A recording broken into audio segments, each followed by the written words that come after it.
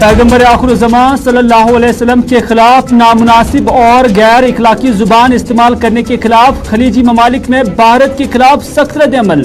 कई ममालिक में भारतीय सुफरा को किया गया तलब। भारतीय प्रोडक्टों का बाइकआउट करने का ट्रेंड भी ट्विटर पर तेज। कई कंपनियों ने भारतीय शहरियों को मुलाजमत से बर्खास्त करने की भी दी धमकी। ओआईसी के बयान पर भारत ने भी दिया रद्द-ए-अमल।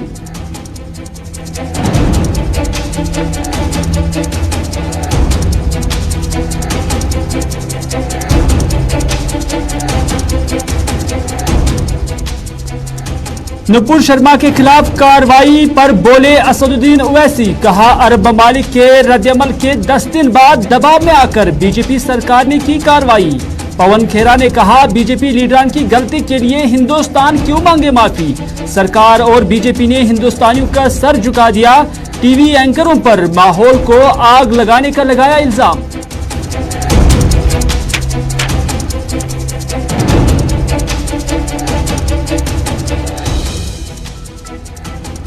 और डॉक्टर फारूक अब्दुल्ला ने जम्मू कश्मीर में इंतखाबात कराने की मांग। कहा, सेंटर की सरकार नहीं, अवामी हुकूमत से मसाइल होंगे हल। पंडितों की वतन वापसी पर कहा, ये सरकार तक है कि कैसे तहफ़्फ़ुज़ फराहम किया जाए। चंडीगढ़ में कश्मीरी तालिब इल्म को ज़दकोब के मामले पर जताया तशवीश।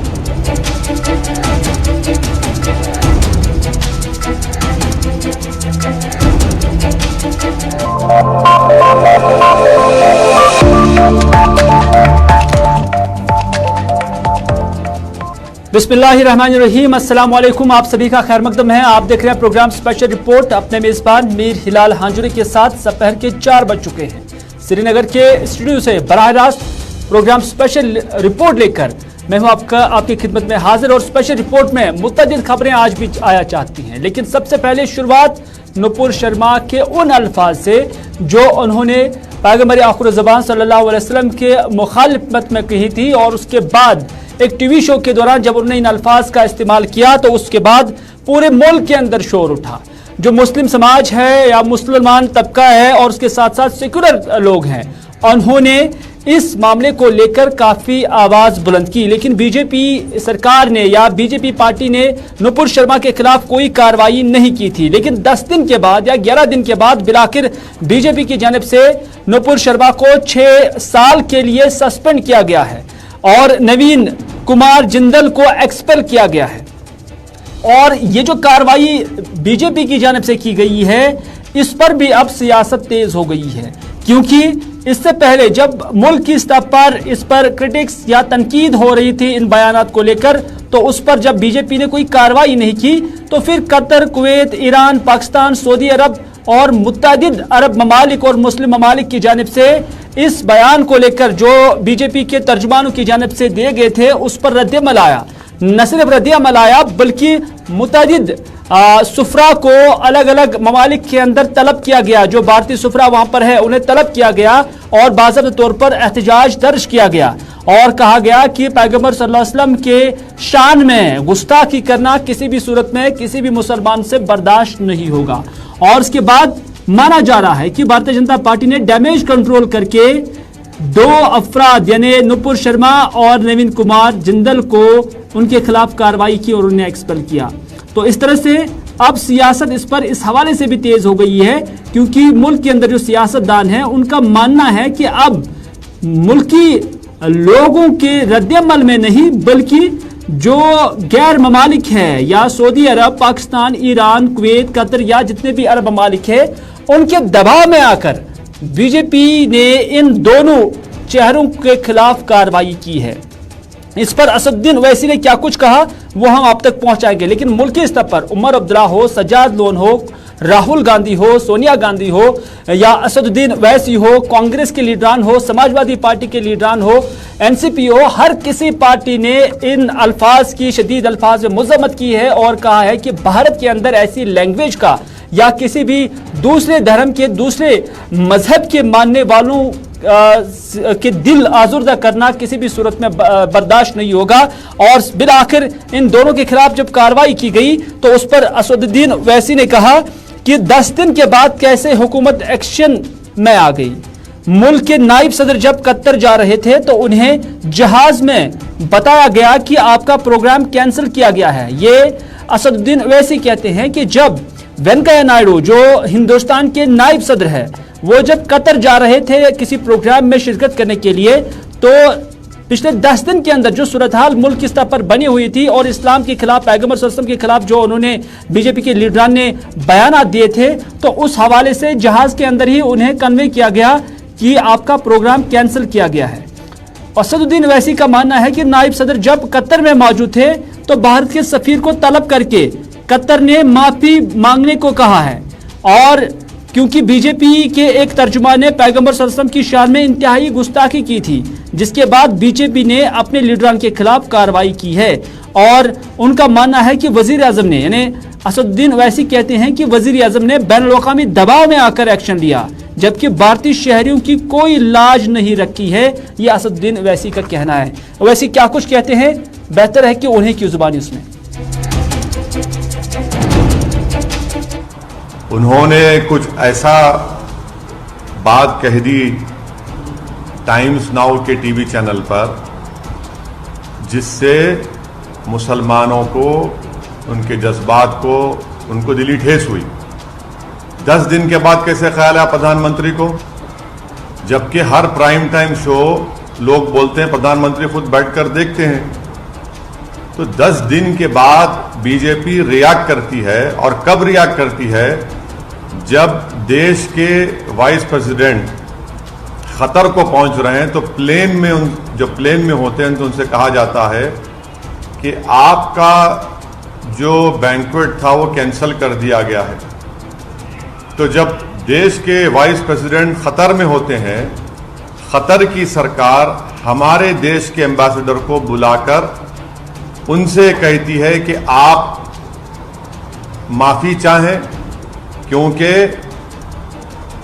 बीजेपी के एक स्पोक्स पर्सन ने प्रॉफेट मोहम्मद सल्लल्लाहु अलैहि वसल्लम की शान में बकवास बकी है, झूठ बका है।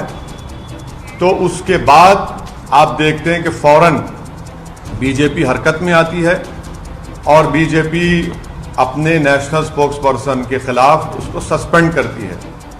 मैं देश के प्रधानमंत्री को जब भिवंडी में मैं जनसभा को एड्रेस कर रहा था, उस वक्त भी प्रधानमंत्री से अपील किया कि आप देश के प्रधानमंत्री हैं, आप अपने नेशनल स्पोक्स पर्सन के खिलाफ एक्शन लीजिए। ये गलत कहा उन्होंने, मगर देश के प्रधानमंत्री टस से मस नहीं हुए। और 10 दिन के बाद, क्योंकि गल्फ कंट्रीज में ये मसला बहुत बड़ा हो चुका था, इसलिए हालत मजबूरी में देश के प्रधानमंत्री ने अपने नेशनल स्पोक्स पर्सन के खिलाफ एक्शन लिया। ये सरासर गलत है। गलत इसलिए है क्योंकि एक्शन तो आपको 10 दिन पहले लेना था। जब मैं बहैसियत एक भारत के इंडियन सिटीजन के, मेरा मजहब मुसलमान, मैं मुसलमान हूं, हम आपसे अपील कर रहे हैं, डिमांड कर रहे हैं कि आप एक्शन लीजिए। अब एक्शन नहीं लेते आप, क्यों एक्शन नहीं लिया आप बताइए देश के प्रधानमंत्री। क्या असदुद्दीन ओवैसी का डिमांड, क्या असदुद्दीन ओवैसी की आवाज फॉरेन कंट्री के लीडर से कम है क्या? आप मेरे प्रधानमंत्री हैं, आपको मेरी बात सुननी चाहिए। आप फॉरेन कंट्रीज के लीडर्स को खुश करना चाहते हैं। चलिए, असदुद्दीन ओवैसी कहते हैं कि असदुद्दीन ओवैसी ने भी जब इसी मामले को लेकर आवाज उठाई थी तो उस पर कोई भी रिएक्शन नहीं आया, और जब गैर मुल्की स्तर पर गैर मुल्की लीडर ने इस पर आवाज उठाई तो फौरन मोदी गवर्नमेंट एक्शन में आ गई। लेकिन पवन खेरा क्या कुछ कहते हैं? पवन खेरा ये कहते हैं कि बीजेपी के लीडर ने गलती की है, तो उसका मतलब ये नहीं कि पूरा हिंदुस्तान इसके लिए माफी मांगे। ये बीजेपी लीडरान की गलती है तो हिंदुस्तान माफी क्यों मांगे? ये गलती हिंदुस्तान ने नहीं की है, ये पवन खेरा कहते हैं। और उनका मानना है कि ये नैरेटिव जो है हिंदुस्तान के अवाम का भी नहीं हो सकता है। उन्होंने ये भी कहा कि आज वजीर आजम को कतर और कुवैत की तरफ से राजधर्म याद दिलाया जा रहा है, ये पवन खेरा का कहना है। और उनका कहना है कि सरकार और उसकी जमातें आज हिंदुस्तानियों के सर झुका दिए हैं।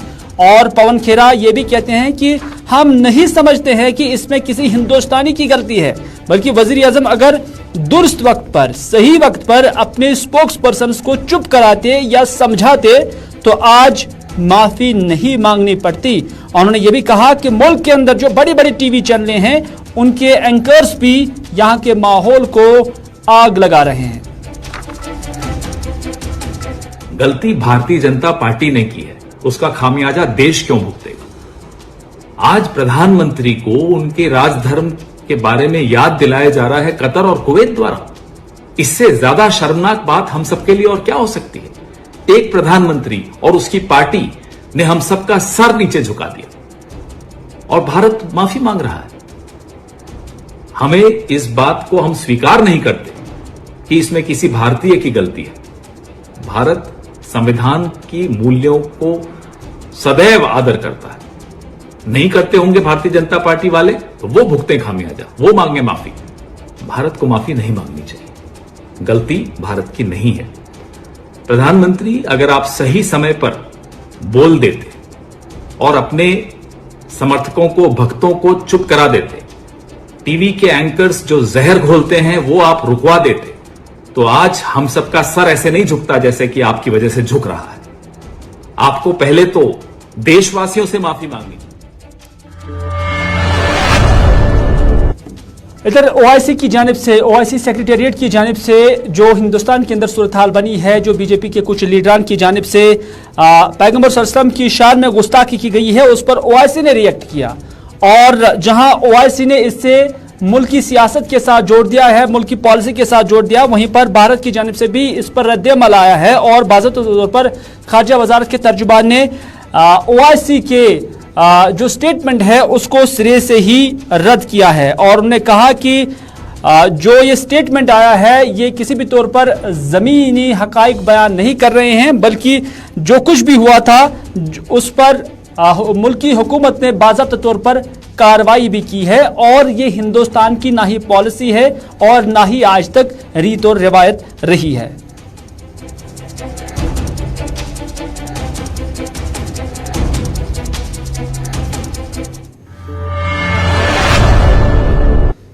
नाज़रीन, मागरेपुरा चाडूरा के अंदर हाल ही में एक ब्रिक किलन यानी ईंट के भट्टे के अंदर काम करने वाले एक मजदूर को नामालूम अफराद ने गोली चलाकर हलाक किया था।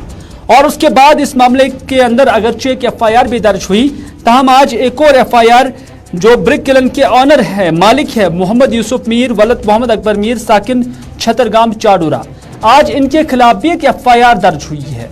और एफआईआर में यही बताया गया कि उन्होंने लापरवाही जताई है और उसके साथ साथ जो इंतजामी हुक्मनामा है उसकी अदोली की गई है।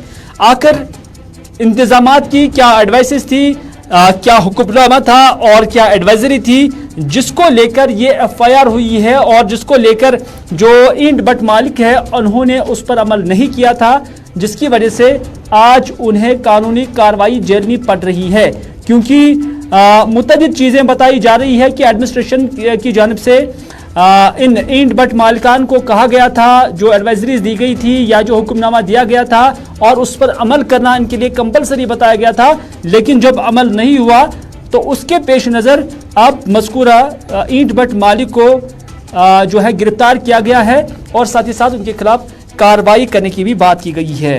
अशरफ जो हमें इस हवाले से अपडेट करेंगे। अशरफ, जानना चाहेंगे कि जिला बडगाम के अंदर कई सारे ईंट भट्ट मालिकान हैं और जो वाक़ा है वो इधर मागरेपुरा चाडूरा के अंदर हुआ है और माना जा रहा है कि ईंट भट्ट मालिक को इस वजह से गिरफ्तार किया गया है या उनके खिलाफ कार्रवाई हो रही है कि उन्होंने हुक्म अदोली की है, जो एडमिनिस्ट्रेशन के अहकामात थे उसकी अदोली की थी।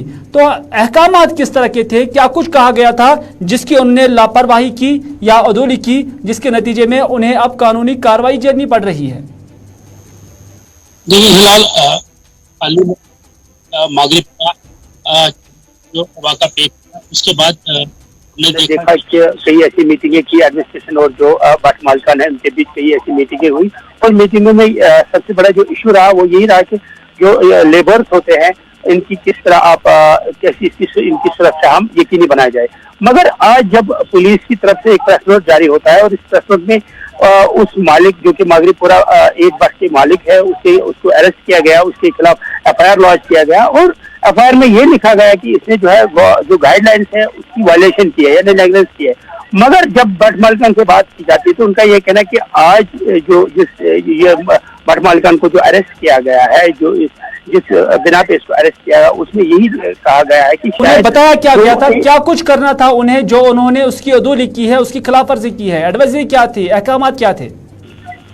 अगर हम एडमिनिस्ट्रेशन की बात करें, अगर जो भी भट्ट मालिकान होता है, जो भी जिस चीज की उसको एनओसी जरूरत होती है, अगर हम एडमिनिस्ट्रेशन की पहलू से देखें तो एनओसी उसको लेनी पड़ती है मुख्तलिफ डिपार्टमेंट के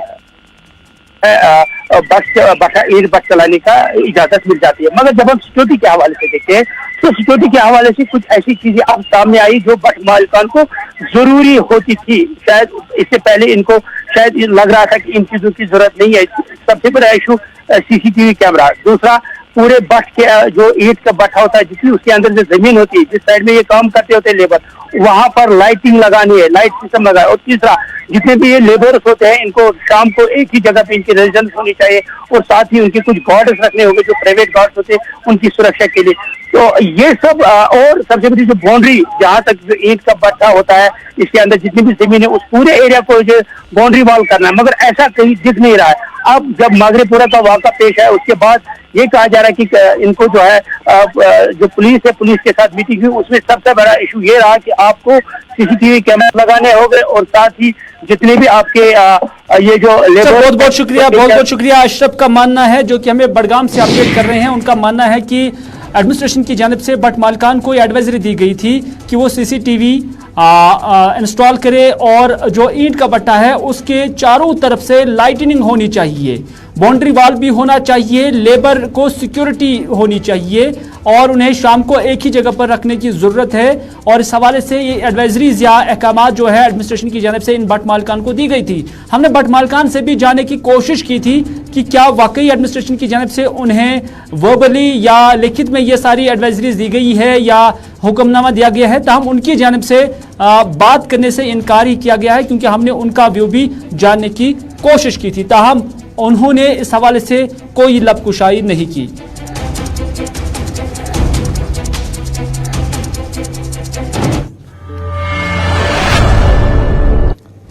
बात करते हैं साबिका वज़ीर आला डॉक्टर फारूक अब्दुल्ला की, जो कि नेशनल कॉन्फ्रेंस के सदर भी है। डॉक्टर फारूक अब्दुल्ला आज पुलवामा के अंदर थे और वहां पर जब उन्होंने मीडिया के नुमाइंदों के साथ बात की तो उन्होंने पहला ही मुतालबा ये रखा कि जम्मू कश्मीर के अंदर इलेक्शन होने चाहिए। उन्होंने कहा कि लोगों की हुकूमत बननी चाहिए, मौजूदा हुकूमत सेंटर की हुकूमत है, जब तक ना लोगों की हुकूमत आ जाए तब तक अवाम के मुश्किलात दूर नहीं होंगे। ये डॉक्टर फारूक अब्दुल्ला का कहना है। डॉक्टर फारूक अब्दुल्ला ये भी कहते हैं कि लोग यानी कश्मीरी लोग कश्मीरी पंडितों की वतन वापसी चाहते हैं और वो भी चाहते हैं कि वो यहाँ पर रहें, लेकिन ये सरकार तक है कि उन्हें कैसे तहफ़्फ़ुज़ दे सके। यानी ये सरकार तक है, ये मामला सरकार को पर्टेन करता है कि वो उनकी जो सिक्योरिटी है, जो हिफाजत है, उसको यकीनी बनाए ताकि वो यहाँ सुकून के साथ रह सके। डॉक्टर फारूक अब्दुल्ला ने एक सवाल के जवाब में ये भी कहा कि अभी चंडीगढ़ में भी कश्मीर के तालिब इल्मों का ज़दकोब किया गया है, जो बहुत खतरनाक सूरत हाल है। ये एक तशवीशनाक चीज़ है। हाल ही में गवर्नर ने कहा कि हम सब सियासी जमातों को बुलाएंगे, यानी ऑल पार्टीज मीटिंग बुलाएंगे। ताहम उन्होंने कहा कि हमने उस वक्त भी कहा कि हम तैयार है कि अगर हमारे से कोई मदद मिल सके। डॉक्टर फारूक अब्दुल्ला ने पुलवामा के अंदर क्या कुछ कहा, आइए देखते हैं। इलेक्शन करने चाहिए। ये जो हुकूमत है ये लोगों की हुकूमत नहीं है, ये अफसरशाही है। और जब तक लोगों की हुकूमत नहीं आएगी तो लोगों की मुसीबतें दूर नहीं होंगी। और उसके लिए ज़रूरी है कि लोगों की हुकूमत बने, लोग वोट डालें, लोग अपनी हुकूमत लाएं। सर खतरनाक सिचुएशन है और इसका असर मुल्क पर भी पड़ रहा है। अभी कश्मीर के एक स्टूडेंट को मार दिया है वहाँ पे चंडीगढ़ में। ये तशवीशनाक चीज़ हो रही है। पंडितों को फिर से बसाना और पंडित फिर भागना चाहते हैं।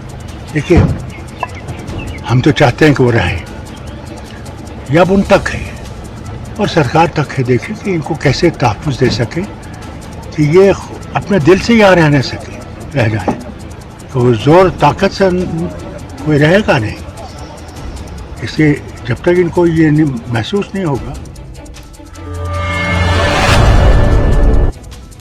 बात करते हैं एमसीएच की, यानी मैटरनल एंड चाइल्ड हेल्थ के हवाले से जो आज कॉन्क्लेव हुआ है। 2 दिन का कॉन्क्लेव शुरू हो चुका। आज श्रीनगर के SKIC में जो नेशनल हेल्थ मिशन की जानिब से यहाँ पर इसका इनेकाद किया गया है। और आज की इस इफ्ताही तकरीब पर lieutenant governor Manoj Sinha, chief secretary Arun Kumar Mehta, principal secretary health and medical education, director NHM और दीगर लोग यहाँ पर मौजूद थे। और इस कॉन्क्लेव में मुल्की और बैन अवी सतह के कुछ माहिरीन यहाँ पर मौजूद थे। और इस दौरान हेल्थ के अंदर बेहतर कारकर्दगी दिखाने वाले अफराद में, डॉक्टर साहिबान में, अमले में यहाँ जो है सर्टिफिकेट्स भी फराहम की गई हैं। लेकिन इस मौके पर यह भी कहा गया है कि SRS सर्वे के नताइज यही बता रहे हैं कि जम्मू कश्मीर में IMR यानी इन्फेंट मोर्टलिटी रेट 20 से 17 पॉइंट पर आ गए हैं, जो कि एक खुशाइन कदम है। इसके अलावा हमने मुतअद्दिद स्कीमें, ये NHM का मानना है कि इसके अलावा मुतअद्दिद स्कीमें लॉन्च की गई है, जिसके अमलाने के बदौलत हमें उम्मीद है कि ये शरह जो इन्फेंट मोर्टलिटी रेट है ये और कम आ जाएगी। क्योंकि आज का जो कॉन्क्लेव था ये सिर्फ चाइल्ड और यानी जच्चा और बच्चा के हवाले से, उनके केयर के हवाले से, उनकी ज़िंदगी के हवाले से था और उनके ट्रीटमेंट के हवाले से था कि किस तरह से ट्रीटमेंट किया जाए। और उस हवाले से ये भी कहा गया है कि आज का ये कॉन्क्लेव और इसका मकसद ये था ताकि इसमें शामिल माहिरीन की तजावीज़ और तजुर्बात से माओं को और उनके बच्चों को सर्जरियों से बचाया जा सके और कैसे मैटरनल मोर्टेलिटी रेट जो है उसे कम किया जाए। और इसके अलावा बच्चों और उनकी माओं को जो दीगर मुश्किलात लाहिक रहते हैं उनके अजाले के लिए क्या कुछ करना होगा, उस पर आज सिर हासिल बहस हुई। और इसमें मुल्की और गैर मुल्की सतह के जो माहिरीन हैं उन्होंने अपने ख्यालात का इजहार किया। और इसका जो कंक्लूजन होगा उस पर जम्मू कश्मीर सरकार की जानिब से एक्ट किया जाएगा ताकि इस शोबे के अंदर यानी मोर्टेलिटी रेट, बच्चों की और उनकी माओं की ट्रीटमेंट, केयर सब में बेहतरी लाई जा सके।